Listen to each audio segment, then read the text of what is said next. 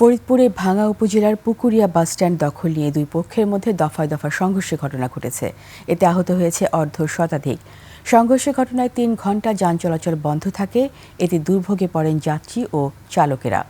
ফরিদপুর প্রতিনিধি এহসান রানার তথ্য ভিডিওতে ডেস্ক রিপোর্ট। নগদ নিয়ে এলো হার না মানা হার অফার। সর্বনিম্ন 10,000 টাকা রেমিটেন্স নগদে পাঠালে থাকছে স্বর্ণের হার জেতার সুযোগ।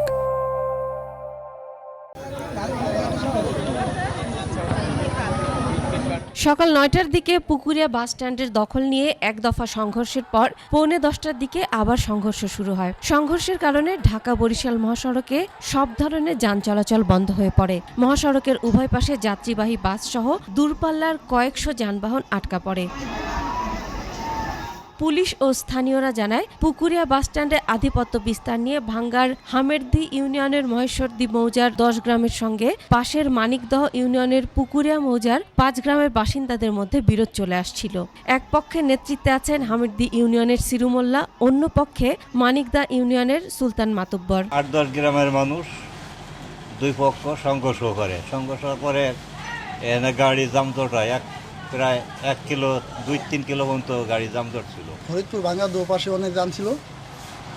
তারপর পুলিশ আসার পরে নিয়ন্ত্রণ করছে। শনিবার সন্ধ্যায় মহেশ্বরদী গ্রামের আব্দুল কালাম পুকুরিয়া বাস স্ট্যান্ডে গেলে তাকে মারধর করা হয়। ওই ঘটনার জেরে সকাল 7টার দিকে মহেশ্বরদী মৌজার 10 গ্রামের লোকজন পুকুরিয়া বাস স্ট্যান্ডে গেলে দুই পক্ষের মধ্যে সংঘর্ষ শুরু হয়।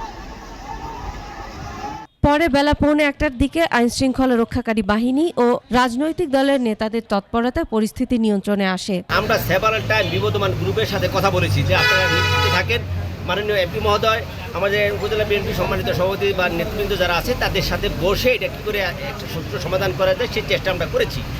কিন্তু তারাও কথা দিয়েছিল যে তারা কোনো রকম ঝামেলা করবে না বা কোনো রকম মারামারিতে জড়াবে না। কিন্তু আসলে সকালে 9:30-9টার দিকে শুনলাম যে দুই পক্ষ দেশীয় অস্ত্রশস্ত্র সহ নিয়ে তারা দুই সাইডে নিয়েছে। তিনি আহত হয়েছেন, আমাদের এসপি সাহেব উনি নিজে ওনার কেটে গেছে ইটের আঘাতে, আমিও কয়েকটি আঘাতপ্রাপ্ত হয়েছি। তারপরেও আমরা চেয়েছি এলাকাটা শান্তি বিরাজ করুক। 3 ঘণ্টা পর সংঘর্ষ থামলে যান চলাচল আবার স্বাভাবিক হয়। Masum আলিসা, desk report, 21 television.